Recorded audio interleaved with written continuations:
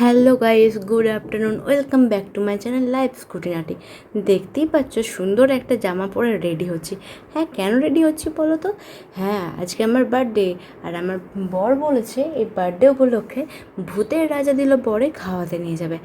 হ্যাঁ, সেটাই তোমরা ভাবছো তো, এই বুড়ি বয়সে আবার কিসের বার্থডে সেলিব্রেশন, তাও আবার এত ঘটা করে।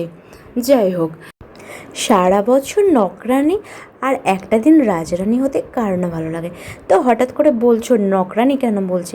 না, ব্যাপারটা সেরকম কিছু ইস্যু না। মানে এটা যেটা আমি ফিল করেছি, মা হওয়ার পর একদমই ছুটি পাওয়া যায় না। যাতে তোমার যতই টায়ার্ড লাগুক, যাই কিছু ফিল হোক, মানে সেই তোমাকে করতেই হবে। হ্যাঁ, যাই হোক, এর মধ্যে সব কিছু করার মধ্যে অবশ্যই আনন্দ আছে, বাট তা হলেও দিনের শেষে মনে হয় কোথাও একটু যেন রেস্টের খুব অভাব হয়ে যায়। তো সবাই করছে, আমিও করছি, তো এটাতে নতুন কিছু ব্যাপারটা না। এই যে আজকে আমাদের ক্ষেত্রেই বলছি, আমরাও তো কোনো দরকারে কিছু হলে সবসময় মামা করি। সারাদিন পরে মায়েদের তো রেস্ট হয় না। সারাদিন পরে তারা যখন রেস্ট নিতে যায়, তখন আমরা এক গ্লাস জল নিজে না খেয়ে বলি, মা একটু জল দাও, কেমন করছো, একটু জল দিতে পারছো না, এরকম আর কি ব্যাপারগুলো। চলে এসেছি, দেখছো ভূতের রাজা দিল বরে, আর এসে একদম পাত পুড়ে খেতে বসে গেছে, একদম থালা সাজিয়ে দিয়ে দিয়েছে, আর এখানে খেতে বসে গেছে। আর আমরা নিয়েছি এখানে গুপি থালি আর বাঘা থালি। মেনু কার্ডটা তোমাদের সাথে আমরা শেয়ার করে দিয়েছি, এই ভিডিওর মধ্যেই মেনু কার্ড শেয়ার করা আছে, জাস্ট চেক ইট। আর ভালো লাগলে অবশ্যই টাইম করে এখানে এসে খেয়ে যেও, কারণ খাবারগুলো জাস্ট অসাধারণ, আর অ্যাম্বিয়েন্সটাও জাস্ট অসাধারণ। এখানে তোমরা মেনু কার্ডের মধ্যে সমস্তটা পেয়ে যাবে, রেট পেয়ে যাবে, কোন থালি কী আইটেম আছে সেগুলোও পেয়ে যাবে।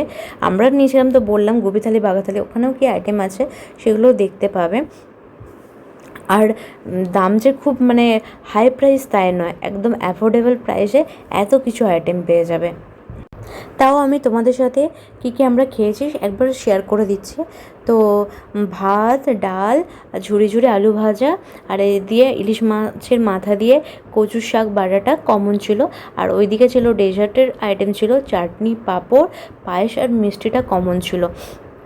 আর ওর আইটেম আর আমার আইটেম, মানে গুপি থালি আর বাঘা থালি মিক্সড কী কী মেন আইটেম ছিল, সেটা হচ্ছে সর্ষে পাবদা ছিল, দুটো চিকেন পকোড়া ছিল, আর একটাতে ছিল কষা মাংস, কষা মাটন, আর একদিকে ছিল চিংড়ির মালাইকারি, চিকেনের একটা আইটেম ছিল কাঁচা লঙ্কা চিকেন। যখন খাবার আসবে তখন বলল, মানে দু সাইড থেকে দুজন হাতে তালি দাও। তো তারপরে খাবারটা দিল, আর খুব মানে সাজিয়ে গুছিয়ে আর কি পাত পেরে আর কি খাবার দেওয়ার মতো ব্যাপার, খুব সুন্দর লেগেছে আমার তো। তারপরে খাওয়ার পরে মানে এত খাওয়া হয়ে গেছিলো, এত ঘুম পাচ্ছিলো, এত মানে অ্যাম্বিয়েন্সটাও সুন্দর ছিল। এখানে যদি একটু ঘুমানোর ব্যবস্থা থাকতো, তো আমি একটু ঘুমিয়েই নিতাম। দেখছো কেমন রসিয়ে রসিয়ে গলদা চিংড়িটা খাচ্ছি, তাতেই বুঝতে পারবে। মানে সমস্ত কিছু আইটেমগুলো দেখো কেমন রসিয়ে রসিয়ে খাচ্ছি। তো এত ভালো টেস্ট, কেমন তো কী করে খাবো বলো, রসিয়ে রসিয়েই খেতে হবে। তোমরা যেন আবার রাগ করো না এইসব খাবারের ফটো দিচ্ছি বলে। তো যাই হোক, আমার তো একটু পোলাও খাওয়ার এখানে খুব ইচ্ছা ছিল, কারণ আমার বোন আগে খেয়ে গেছে। তো ও বলছিল এখানকার পোলাওয়ের টেস্টটাও জাস্ট অসাধারণ ছিল।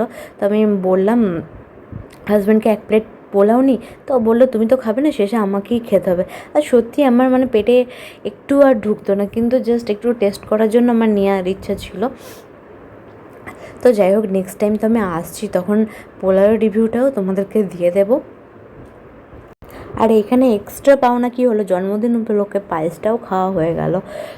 তো এরপরে আমি হাজব্যান্ডকে বললাম, চলো মুভি দেখে আসি। শয়তান মুভিটার ট্রেলারে আর মদাওয়ানের অভিনয়টা দেখে জাস্ট আমি ফিদা হয়ে গেছি। বাট ও বললো না, এরপরে যদি আমি এখন মুভি দেখতে যাই তো ঘুমিয়ে যাব।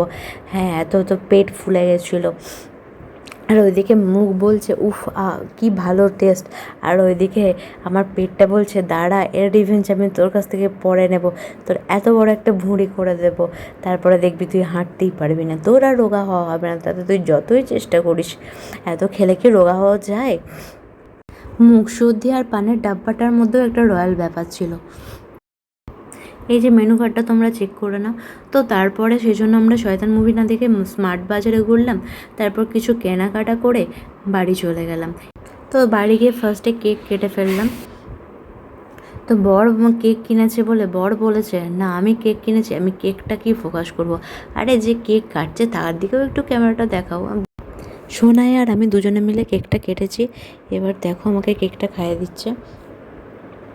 আর সোনাই এদিকে লাফালাফি করছে নামবে বলে, ওর কেক কাটা হয়ে গেছে, এরপর ও আর দাঁড়াবে না, এবার ও নেমে চলে যাবে। আর এই যে বন্ধুরা গিফটসগুলো দেখে নাও, আর এই যে একটা কুর্তি গিফট করেছে। বাই।